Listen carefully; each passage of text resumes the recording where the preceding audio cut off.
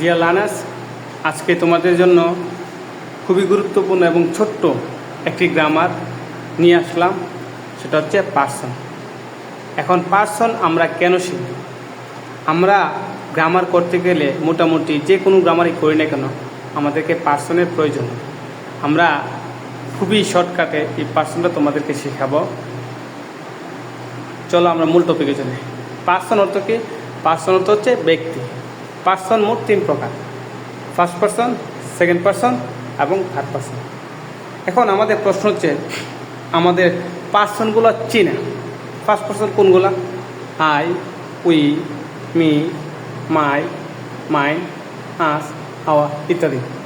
এখন আমরা যদি আরও শর্ট করে বলি, আমি, আমারও দিয়ে যা আছে সব হচ্ছে ফার্স্ট পার্সন।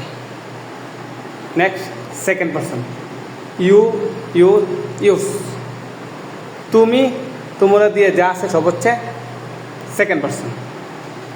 আমি, আমরা, তুমি, তোমরা বাদে পৃথিবীতে যত প্রকার নাউন বা প্রনাউন আছে সব হচ্ছে থার্ড পার্সন। আমরা থার্ড পার্সন কিছু লিখে দিলাম: he, she, him, his, her, they, their, it, this, করি ইত্যাদি। এগুলো হচ্ছে পার্সন। এখন এই যে আমাদের মূল প্রশ্ন হচ্ছে আমরা শুধু জানবো পার্সন কোনগুলা। যেমন ফার্স্ট পার্সন হচ্ছে এইগুলো, সেকেন্ড পার্সন হচ্ছে এইগুলা এবং থার্ড পার্সন হচ্ছে এইগুলা। যদি ভিডিওটা ভালো লাগে একটা লাইক করো, আমার চ্যানেলটা সাবস্ক্রাইব করবে।